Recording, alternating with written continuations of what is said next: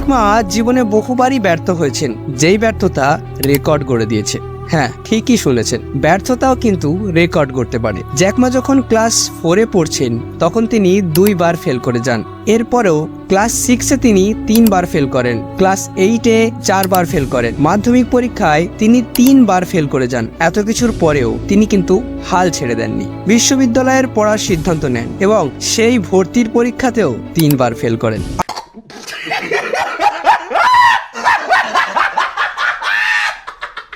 আপনারা হয়তো এখন হাসছেন আর ভাবছেন এই ব্যক্তি তো কিছুই কাজের নয়, ইনি আবার কিভাবে সফল হতে পারলেন। হ্যাঁ, আজকে আপনাদেরকে বলবো এই ব্যক্তির সফলতার কাহিনী, কিভাবে এতবার ব্যর্থ হওয়া একজন মানুষ চায়নার একজন অন্যতম ধনী ব্যক্তি হলেন। আপনাদের জেনে রাখার জন্য বলি যে যেখানে ভারত কিংবা বাংলাদেশে মাত্র 25% পেলেই একটা বিষয়ে পাশ করে দেওয়া হয়, সেখানে চায়নাতে 50% বা 60%-এর উপরে পেতেই হয়, নহিলে কিন্তু তাকে ফেল হিসাবে ধরা হয়। চায়না একাডেমিক সিস্টেম অনুসারে তারা প্রাথমিক শিক্ষা ক্লাস 1 থেকে 6 পর্যন্ত করায়, মাধ্যমিক শিক্ষা ক্লাস 7 থেকে 12 পর্যন্ত করায় এবং বাকিটা হায়ার স্টাডিজ হিসেবে ধরে নেওয়া হয়। তবে জ্যাক মা শুধু তার পড়াশোনার জীবনেই ফেল করেননি, ফেল করেছেন তার 30টি চাকরি পরীক্ষাতেও। আর সেই ব্যর্থতাগুলোকেও মেনে নেওয়া ছিল খুবই কষ্টকর। 1987 সাল যখন KFC প্রথমবারের মতো চায়নায় প্রবেশ করে, তিনি তখন সেখানেই চাকরির জন্য ইন্টারভিউ দিতে যান, যেখানে পার্টিসিপেন্ট ছিলেন মাত্র 24 জন, সেখানে সিলেক্ট করা হয় 23 জনকে,